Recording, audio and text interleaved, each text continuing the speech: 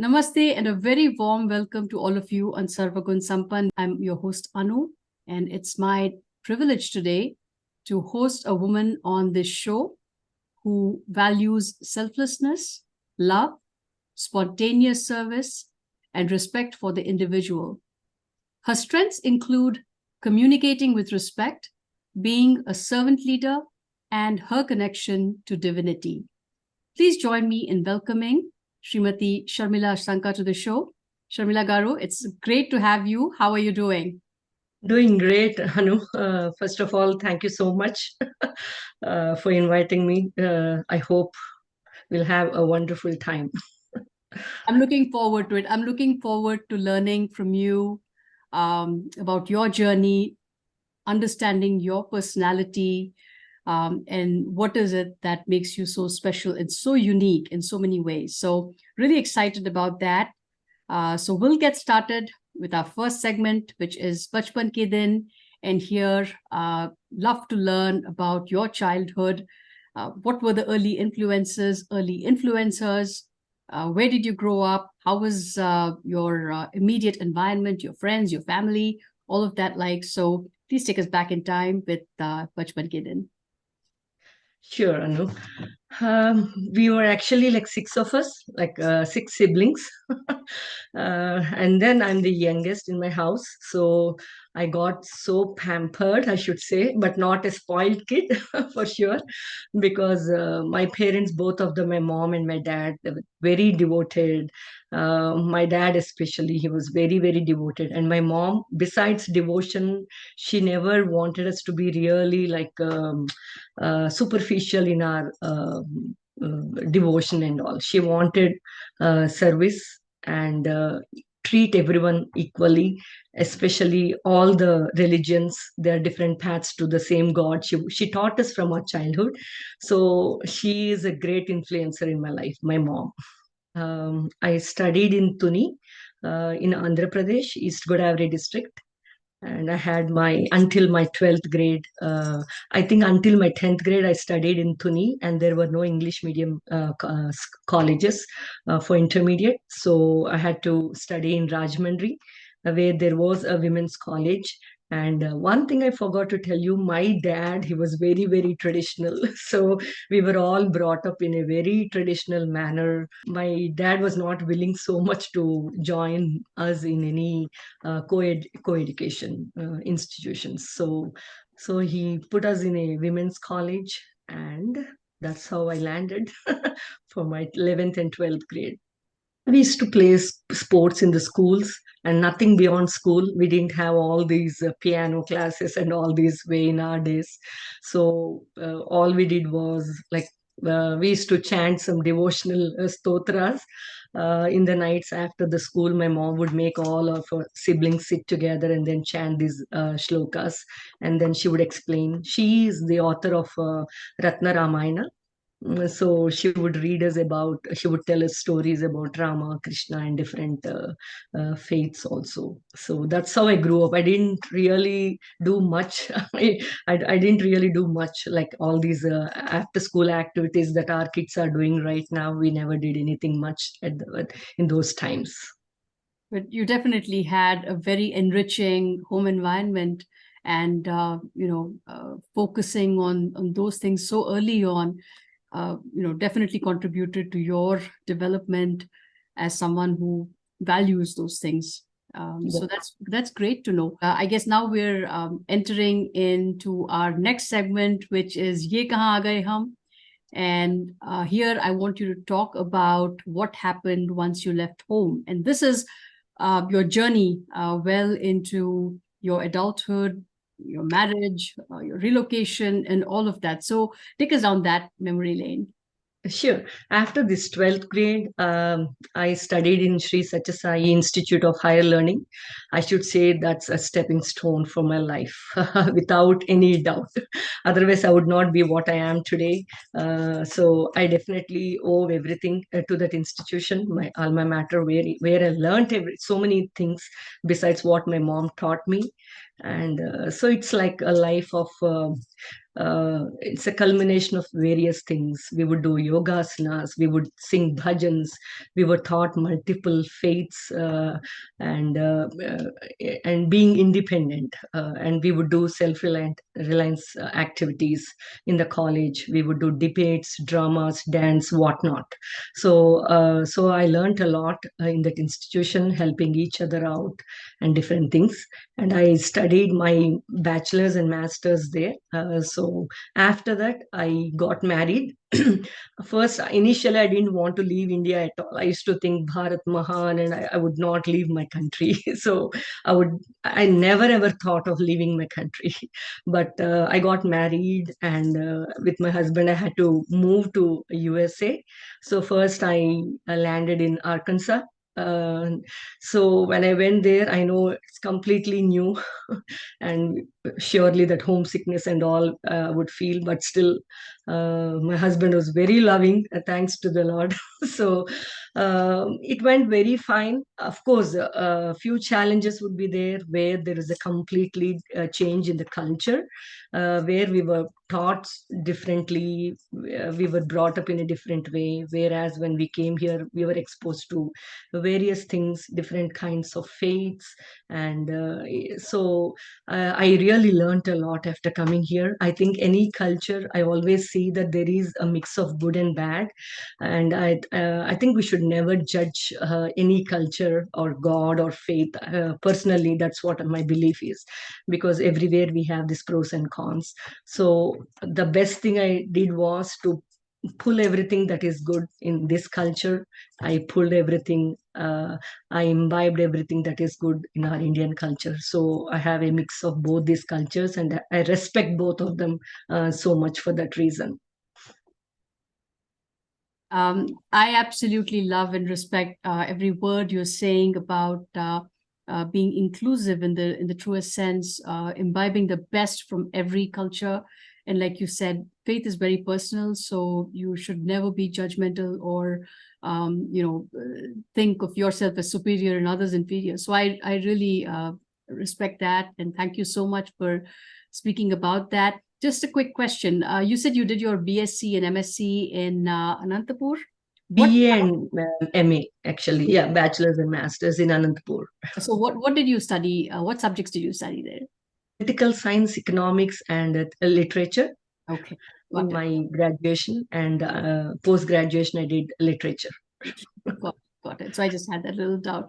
Yes. Wonderful. So then what happened? So you came, you adjusted, were fortunate enough to have a wonderful life partner who helped you to acclimate. And you looks like you also picked up a lot of cultural influences from here that resonated with you, aligned with your own values. So talk to us about what happened after that. So it took you some time to adjust. What did you pursue any further education? How was the social life, and what specifically were challenging in terms of moving ahead with your career and stuff like that? Yeah, I was posed the same question again and again here when I moved here, because I came from the Satyasai institution. I used to have all those things like praying before eating. I would chant Brahmarpanam, of course, not allowed. I'll just close my eyes and eat. I used to wear a very big bindi then, and all the Americans, they would ask, okay, what is this? If you don't mind, would you mind explaining? And so I really had to explain why I wore a big bindi and all this stuff. So all these questions I used to they used to ask me a lot. And all of a sudden, one day I heard through one of my friends that there was an opening at IBM, and I was not really prepared to do any job yet, because I had like 1-year-old daughter. But my husband said, "What's there?" My husband always says one thing: it's it's easy to say no, right? Just go attend the interview. How long does it say for you to say no if you're not interested? But it's always better to give a try. So I was not at all prepared. I just went there, I had an interview, and I got selected immediately. So I joined the workforce. I think it was in 2002. Yes, and since then, no break.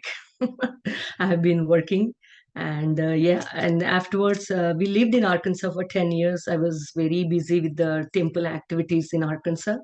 We didn't have any temple there. And then, so again, we moved to Indiana in 2013. And then I got a job at Deloitte as a project management analyst, and then with the state of Indiana as the senior manager, special projects. Yeah, that's all about my career into project management. Awesome. And then you had a daughter along the Yeah, way. I have actually two daughters now. Yeah, one of them is graduated, and the other one, she's in her high school. Yeah. So Yes. how different was raising your daughters in this country, especially when you grew up in an environment where there was so much emphasis on devotion, on service? How did you find raising your daughters here? What were some challenges that you faced in raising your daughters in America? There were definitely challenges because the culture, as I said, it's completely different here. And initially, actually, like Satya Sai Baba, my guru, my God, my philosopher, he always said that mother is the first guru. So I really took it to heart. And when I gave birth to my daughter, even before I gave birth, actually, I should say, when I was pregnant, I used to listen to all these Bhagavad Gita and all these spiritual things, saying my child would be listening to all these, and I wanted my child to be a spiritual child. So I really craved for that even before I gave birth to her. So I took that care before. And also afterwards, I used to tell her all devotional stories and everything, bhajans, do perform puja and all these things. And every day I made sure to spend time with her, no matter how busy I was with work. I never kept it away. Like, I always made sure to spend time with her, at least until a couple of years ago, I spent at least 1 hour with my teenagers. But even as a child, as she was a child, I really spent so much of time with her, giving her, like, not directly giving her lectures or anything. I was never a strict mom, I should say. I always thought love is the only medicine. So I always molded my kids only with love. Never, I was not able to be strict. So my husband, he could be strict, like at times, disciplinarian, but not me. So I used to mold them in a loving manner. And there were times when somebody hit my daughter, and then she would come and tell me. And then one of my friends was there. She said, "Oh, go and hit them back." So I said, "Please don't even teach her like that." I never taught her that way. What is the difference between her and the other person when we are teaching the same thing? So those were the minute things where I think my daughter really observed and imbibed all those values. So luckily, both of them, I should say, even in their teenage years, I've never seen anything odd or something. So I'm very, very happy they were able to mold well in the outer society, in the other culture, as well as our culture also. I know it is a very difficult task for the mothers here, uh, because it's easy for us to tell them, okay, you have to do this, you have to do this at home, this is our culture, these are our festivals. But they are the ones who face the outside world, they face the peer pressure and all. So we should, I think, as mothers, we need to try to understand their perspective, how it's like a sandwich from both the sides. We should not pressurize them at all. That's one thing I could give. Any advice I'll give the moms or parents: do not put pressure on your children. Try to understand them, try to understand their situation, and then behave accordingly. Yeah, that is wonderful advice to a lot of parents. In fact, all the parents out there who are raising their children here, but any part of the world now, because internet is such a big influence that the lines have really blurred. It doesn't matter which part of the world you're in. I think it's a struggle that all the parents have to face and figure out their ways of raising the kids and dealing with the children. But I think the points that you make about being patient, just love your kids, is really well taken. So thank you so much for sharing that. All right, so we'll now move on to our next section, which is Kaam Ki Baat. And here I want to understand I'm very curious. So I know that a lot of women who come here with degrees, bachelor's, master's, unless they're professional degrees, they come here and they feel the need to retool, re-equip, get new education, something that can help them get a job in this country and become part of this workforce. How was it that you were able to manage getting into IBM with your degrees? What kind of skills did you bring to the table? What kind of roles were those that took you on your education? So I want to understand a little bit about that.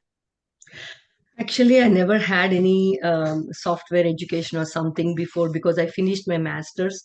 But my husband, he was already in US right then. So even before my wedding, he advised me saying, "Okay, it would be advantageous for you in case you would like to do some job or something. It would be advantageous for you to do some computer courses, software courses, and all." So I did AS400, COBOL, and all these I learned.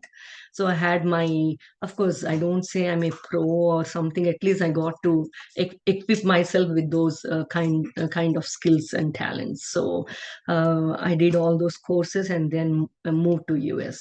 And when I came to IBM initially, because I never liked this developer job. So I got into this field support initially because that was my first job. So that was a challenging situation there, I should say, because I never knew the 50 states and all. It was only 1 year after I came here to US that I started working. And then I never knew the different states. And when I spoke to the IBM technicians, and they would say, "Oh, I'm from CA, I'm from IL," and whatnot, when they give their address and all. It was very difficult for me initially because the accent was different, and even the sufficient knowledge of their geography was not there so much for me. So I had to really by heart all those things and make a map for myself, saying, "Okay, these are the things." And so yeah, I really had to work hard. And from there, yeah, I got promoted a couple of times, and then I went to Deloitte after I moved to Indiana, and then I joined as a project management analyst, PMO analyst, and that's where I started my true project management professionally. So I really enjoyed doing that uh, project management, where you were supposed to be very organized and action oriented and great communication skills, should be able to motivate people, and being respectful at the same time, because that plays a very, very important role, being respectful at the same time, getting things done in a respectful manner. And you already had a wonderful foundation of those skills from early childhood. So I'm sure that must have been a cakewalk into that role. Help me understand, what kind of skills does somebody need to get into a project management role? Let's say there's somebody that's new to the, to the field. Is this part of the business? Is this part of technology? And what are some skills and qualifications, some additional certifications that can help somebody look at this track?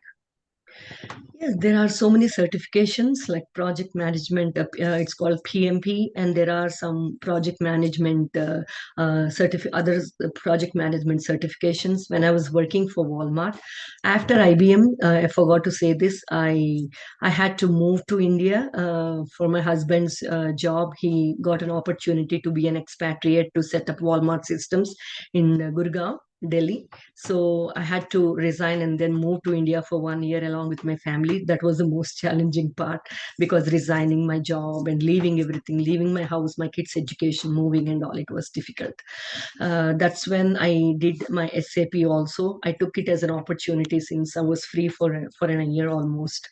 And coming back to the certifications, after I joined Walmart, that's where Walmart would really encourage. I worked for Walmart Home Office as a vendor management professional. So it would give us opportunities to take up any certifications or trainings or anything. So it would really encourage all the associates to do that.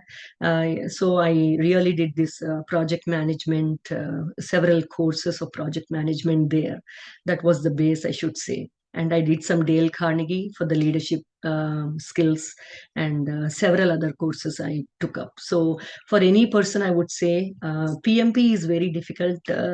So it's, I mean, it's anything is possible, but it's little difficult, they say. So there are several project management courses like Scrum Master and different other courses. So I think it's better to go professionally rather than just learning it from YouTube and all. Get certified that way. That's the greatest advantage on your resume, on anyone's resume, if they see any certifications. Yeah. But does it help to have a technical background? Let's say somebody with a developer background, or somebody who's got anything in information technology, or perhaps even business, undergrad in business or MBA. Is that like a prerequisite to get into project management, or is project management something that's independent of itself?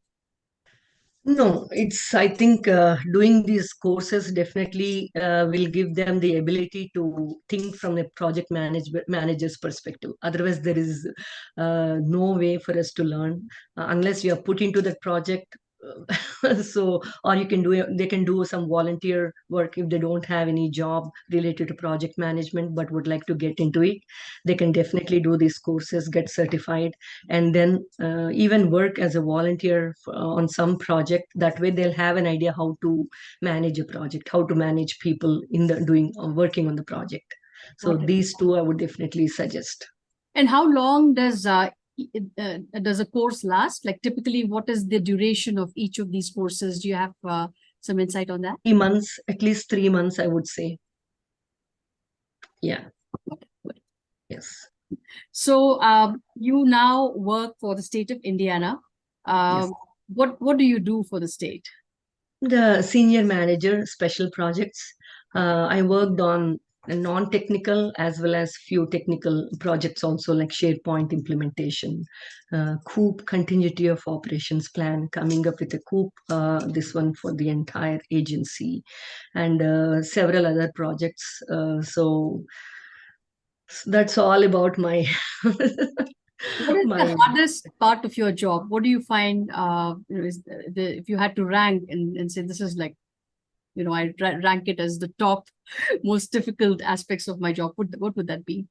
Thing is, doing it yourself is easy. Making someone do it is very difficult because everybody is struggling with time, lack of time. So sometimes it gets difficult because we know it's a priority for us. This project is a priority because I worked on, I managed the internal controls program for our agency. We're implementing all these policies and procedures for our agency.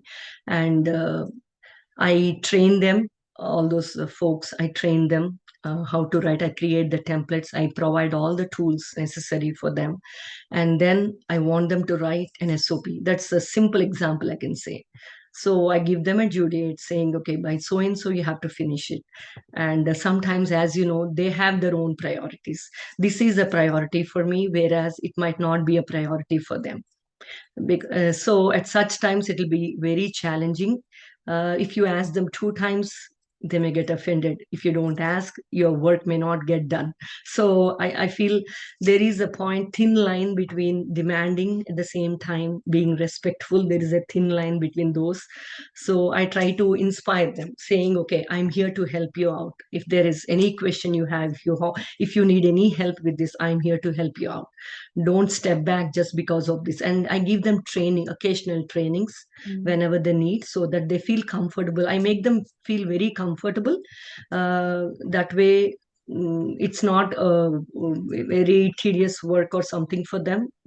So that's how I make it. That was a challenge initially, to make them do something, but sometimes going the other route really makes it work. Yeah. So no, that's a position of responsibility you're in, and it looks like you're doing a beautiful job of handling, you know exactly what the complications can be, and how to do this tightrope walk, right? Have there been any times where you felt like there was a pushback, or you felt, that you being a woman of color, were not at the receiving end, or were at the receiving end of maybe some negativity. Was there ever a point like that in your career? I faced it 2 times in my entire career of 23 years, Mm. because they don't know the culture from where I came, and we try to be very respectful. I should say, let me not generalize it. Let me say, I I try to be very respectful, and I don't like to be harsh. So even when my boss says something, I'll definitely say yes, and I'll try my best to do my best without saying no. I think that's a challenge, I should say, for most of us who try to do our best without coming up with excuses. Even if it is not possible, I don't like to say, "Oh, it's not possible. I cannot do it." I'll try my best. I'll put in my entire efforts and do whatever I can. But I've looked at it in a different way, like where people sometimes they don't understand the culture and the reason why we don't say no, and sometimes they may use it to their advantage. So I learned one lesson: be very firm. Sometimes all goodness doesn't work at work in the profession.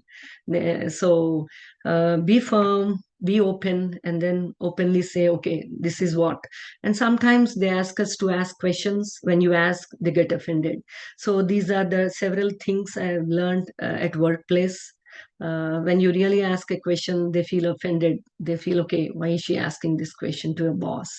So there were times I faced really real challenges in my life. No, that's. Thank you for bringing that up, because I know it happens very frequently across the board. People face these situations, again, not to generalize, but given the work ethic of a majority of Indians in this country and elsewhere in the world, um, they are solid workers. They are smart, they are hardworking, and like you said, saying no is something that doesn't come naturally given the cultural orientation. But again, it's imperative to be firm, and you learn some things through your work, which unfortunately no school ever prepares you for. So these are the things that in the course of your interaction with your coworkers, with your peers, with your you know supervisors, seniors, who have you, these are things that you start learning, and sometimes by trial and error. So thank you so much for spotlighting some of those difficulties. And from here on, I'd love to move on to our next segment, which is your X Factor. Looks like you're very busy. You're involved in a lot of different things, and I cannot wait to learn from you about those initiatives and activities that you do outside of work, that just throw a very different light on your personality. So very curious about that. Outside of my work, yes, I have a very busy life. When I was in Arkansas, we never had a temple. So it was a dream for every Indian to have a Hindu temple there. And then, of course, several people worked towards it, and it was time. I was part of the board, and I was the secretary, communicating everything. So because I'm a freelance writer, it was an advantage for me when I became the secretary of the temple. I would not just give out an announcement saying there is a temple anniversary tomorrow. I would say the significance of this. What is the significance of Kumbhabhishekam? Why are we? We are very fortunate to be part of this. And then I write an article kind of thing, and then I share it to all. That way, everybody participates with so much of enthusiasm rather than superficial participation. So we played a very vital role in that. And after that, after I moved to Indiana, I became the editor of the Hindu temple here in Indiana newsletter. So I used to write articles, be an editor for the newsletter, and I put in my time here. And besides that, we have a very active Sathya Sai Center in Indianapolis. So every Sunday, I teach Bal Vikas kids SSSC classes, like educare classes on human values. Why is it important to respect your parents? Why is it important to be noble, to walk on the right path always? Why is it important to believe in all the faiths? That too, we are living on a land, on a foreign land. So we have to imbibe all these things to our kids so that they don't appear to be very different outside, because they should know the importance of all the faiths, equality, everything. So we really teach them all these in the educate classes. And we have bhajans every Sunday. So we have bhajans, so we participate in the bhajan. Half of the Sunday is spent over there. And besides that, I'm the region 5 president of the Sri Satya Sai Global Council. So I'm again busy over there because we have around 5 to 6 states that fall under this region. So yeah, different activities. And we have some social activities also, like we have some Independence Day celebrations and Ugadi, Telugu New Year Day celebrations, and several festivals and all. So yeah, the community plays a vital role in our lives too, like anybody else. No, absolutely. You want to talk about the service initiatives that you have undertaken in your community to help any causes? Yes. I think every Sunday we do the soup kitchen, serving the needy. We go to the church every first Sunday of the month, first Saturday of the month, and all the Sai Center members, we go there. We prepare sandwiches and we distribute fruits and whatnot, everything to those people in need. So that's one of the activities. We go to the old age homes and then spend some time with them, make them play bingo. And in the winter, we have service activities like providing clothes or gloves or coats, winter coats, and all this to the needy at the church. So we do all these service activities regarding Sai Center. And besides that, I'm a healer. I learned this healing at Institute of Metaphysics, Australia. So I'm very fascinated towards all these things that do not appear to our naked eyes. Something is happening way beyond our vision. So that's what I feel. So I try to connect to the universe, connect to the nature, and I have been healing. Like I've healed around 300 to 400 people as of now as a service. So. So if I have any little time, that's what I use my time. I always believe in this Kali Yuga, if you sanctify time, your life is sanctified. That's what I believe. So I definitely watch movies with my family. We enjoy in our basement. We do all this stuff, but still, sanctifying time is very, very important to me. Yeah, no, that's beautiful. Can you talk a little more about the healing aspect, that you are involved in? What does that entail?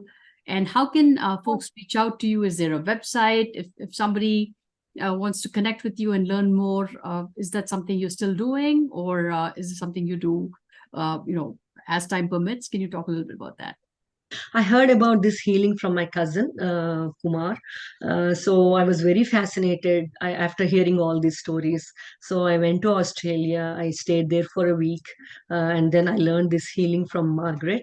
And it's like they will initiate the healing. Once they initiate the healing, like the process is, it's chakra healing. We have 7 chakras in our body. So the moment those chakras are dull or something, that's where we see all these health issues coming up. So we need to always make sure our chakras or the energy centers in our body are very clear, and they're lit properly.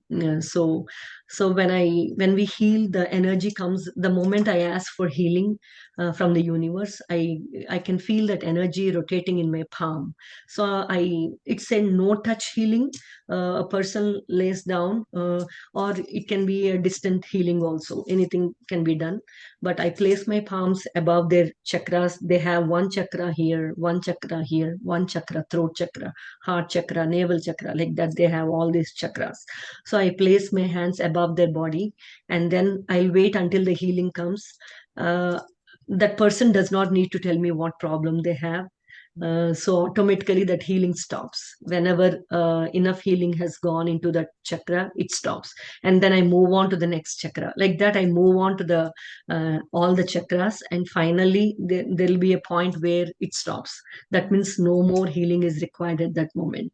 So this one I believe, because I'm a human, mere human, nothing is possible for us. All such things, it's all divine.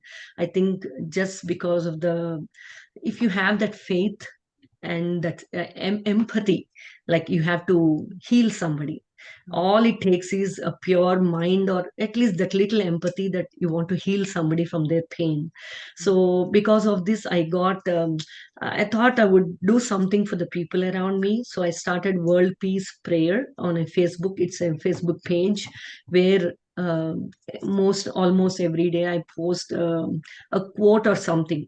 I want really the all of us to be in peace, because several countries we fight amongst each other. Sometimes I don't understand why, when we should bother about our own region and all, forget about everything. So I feel if all of us pray together, samasta loka sukhino bhavantu, I think the world will be in peace. So with that feeling that everybody, if we could take 30 seconds in a day, in early in the morning, just pray samasta loka sukhino bhavantu, I think the world would be a better place for all of us to live, and for our future generations too. So I started this World Peace Prayer, and all my friends know about it, and whoever wants healing, they'll just text me or email me. And yeah, so very soon I want to make it as a profession, because my calling is not to do superficial work where I'm earning money. My calling is something different, something connected to the universe I want to do. So I don't know if everything permits, I would like to That is completely move into that this. is so wonderful that you're doing that, and thank you so much for sharing that. It is a gift. It is surely a gift because, like you said, if you have that pureness in your heart and you have that empathy, and you're able to spread, this through the vibrations, the energy that's flowing out of you. And if you really look at it, it's all about energy exchange. So thank you so much for talking about it. I'll be sure to add a link to your Facebook page in our Sure. description so that anybody that's interested and wants to connect with you can do so.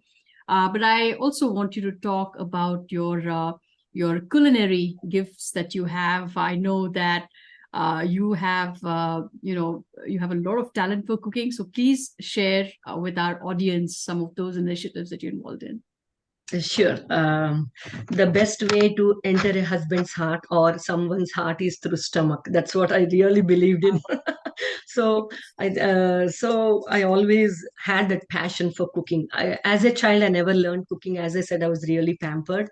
I never learned how to cook. But after coming here, just to satisfy my husband and my kids, I started to learn, go to different sites, and come up with my own recipes, my mom's recipes. I'll mix up so many things so that to make it into a wonderful dish. So so I started my own page, Sanka's Kitchen and Beyond, so that and I shared several recipes there. Several unique recipes, traditional recipes that most of them wouldn't know. Some of them, like my mom's own family recipes, I should say. So, and even for my own kids, I thought, okay, now we can teach them even after they get married or after they grow into adults. At least at some point, they will look at Senka's Kitchen and say, "Oh, my mom, she was teaching me all these. Let me learn." So I just wanted to pass on all these to my future generations also, and for everyone to get something out of it. That is That's how it started. excellent. Any favorite recipes that you want to talk about? What's your most favorite Um, dish that One is onion gravy, wankai, eggplant or brinjal onion gravy. That's a traditional dish that my mom used to make. yeah.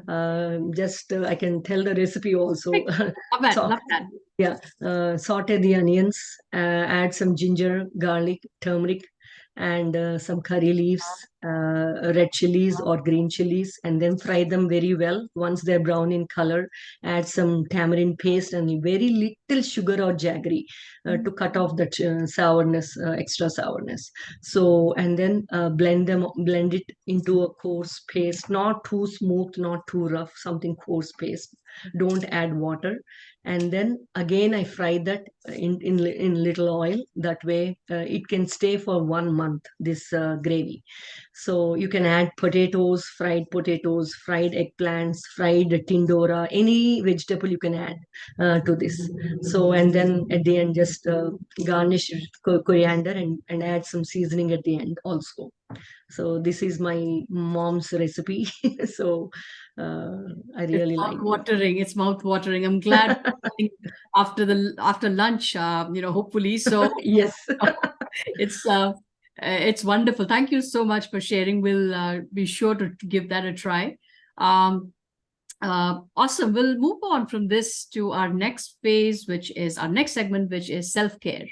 And here I want to learn about your daily routine. How do you take care of yourself at an emotional, mental, spiritual, and physical level? You do so many things. You've got a job. You've got the Sai centers that you're part of. You're part of the temple. You are into healing. You're into cooking. Just so many things that you're doing. How do you look after yourself every single day to make sure that you are up to snuff when it comes to doing all this? The mantra is I listen to all Satya Sai Baba's discourses to keep me in that full spirit of devotional aspect. And I perform puja every day. I connect, simply I don't chant mantras when I sit there. I connect to the Lord. So I think that is more important. Every time you sit, every time you're facing God, hearts have to be very pure for that. So imagine in this world we have different kinds of things, qualities and all coming up, popping out in between all this Kama, Krodha, Lobha, Moha, Mada, Matsaryas and all. So I try to sit and just connect to the Lord. I meditate for a minute. I cannot sit for hours together, but 1 or 2 minutes, I just close my eyes, I connect to the Lord, and I listen to what He's saying. So that's the best thing for me. Even when I cook, I listen to my chantings and devotional songs or something, and that will keep me in a good spirit. And about skin or self, if you talk about not skincare, right? It's only self-care. No, everything. Self-care is however you want to look at it, whatever it is that you do for yourself. It could be. Yes, yeah. Yeah. So everything is included. Yes.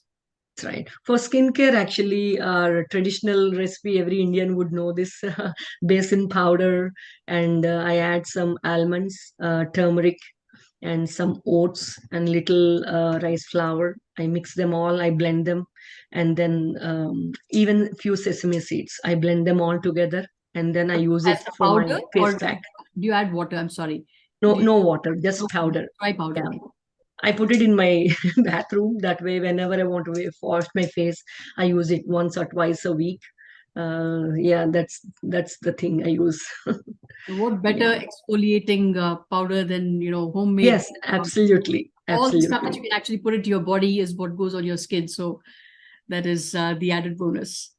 Another one I say, sometimes I feel my heart gets filled with that sorrow or something when I see any wars going on or something, earthquakes or natural disasters that I don't know, it's full of sorrow. I don't know what to do. I cannot do anything, right? I'll do whatever I can in my ability. But besides that, I write articles. I'm a freelance writer.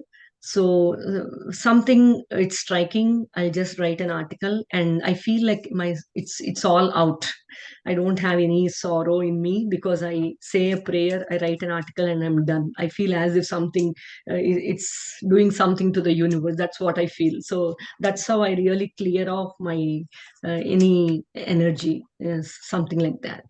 That's wonderful. That's just so amazing. That, by the way, is there anything that you haven't covered that you cannot do? We've talked about IT, we've talked about project management, we've talked about a whole bunch of things. Okay.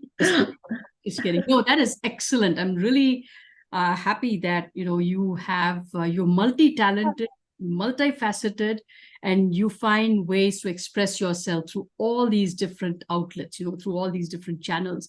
And it's such a blessing to be around individuals like yourself. And I think that's what makes our world a better place. I would love to know from you, what is the one message of Sathya Sai Baba that you want to talk about that has really touched you? What is the one message of Baba that you think, has really had the most influence on you? I think love all, serve all. We say it very superficially, everybody says it, but I feel we should really mean what he said, like love all. When you're able to love everyone without any political feelings inside, without any feelings of you and me, thine and so, keeping everything aside, just love. You don't need to expect anything from others. Just love all, just as human beings. When we do that and when we serve all, he said, without any exceptions, when somebody comes to you, ask for help, just do it. And I think, I don't know if I'm doing it completely or not, but I try my best every day, because one day I know I'll face God. When my time is done on this earth plane, I still want to smile, look into God's eyes with pride that I have lived my life as per your wish. So I live my life to the best of my ability, and I want to look into his eyes with a smile and pride. So that's my, and then merge in God. That's my life purpose. And even if you ask my kids, that's what they'll say. Though it's not easy for them to understand, I think from their childhood, if we start telling them what is the life purpose, always two things, right? One is towards career or financial, something to gain something out of it, to take care of your family. And the other one is for yourself, for your soul. So I always tell my kids the same. Even the Bal Vikas kids, I tell them, have two goals. I will not be selfish and say only spiritual goal. Have two goals. One for your materialistic life. Okay, you need to succeed in your career or something. And the next one, always have that one desire to merge with God, to realize yourself. Forget about merging. Realize the value of a human birth. After several years, we are born as a human being. Realize that, and then we will do our best. That is wonderful. Such a beautiful message you have shared through that. And before we wrap up our session today, I feel very energized just talking to you. I feel so relaxed, and I think it's really helped me. Any parting words for our audience? Any message that you want to leave with? One message I will say, everyone, please pray for the world, because we are part of the world. We may think we are happy, my family is happy. Let's not be that selfish. Let us be little selfless, and then pray for the world around us. Every day, spend 30 seconds and say Samasta Loka Sukhino Bhavantu. And I think universe will take care of the rest. Absolutely. And, you can say that in any language, Any language. any faith, but spreading that message from a very pure place in your heart, from a point where, those vibrations are very pure. I think that absolutely has an impact, because like you said, we can't always do sitting where we are. We cannot make things happen. But the least of the things we can do really beautifully and very purely are sharing those prayers. So on that note, I want to thank you so much for coming on Sarva Gunn Sampann. It was a pleasure having you. And I want to wish you all the very best with everything that you're doing to make this world a beautiful place. And I want to thank God for, for sharing his creation in your form with us. Thank you so much. Thank you, Anu. Thank you so much for this wonderful opportunity. You made me think, actually. It's been a while. We gave some time for ourselves and then think. And really, you're taking time. This is a service by itself, I should say, because you're taking time. It's not easy. Even doing one interview, I know how much it takes. And it takes so much of effort on your part also. But this is a service by itself. And I really appreciate. And I think I would like to interview you one day because you have great qualities that I know of. So I would definitely like to take that opportunity one day. Absolutely. I will make myself available, but there's definitely time. I'm hosting, so the guests, you are the first ones to come. The host always goes in the end, so we'll talk about that. But thank you so much for coming on the show, and you have a great one. Okay. Thank you, Saira.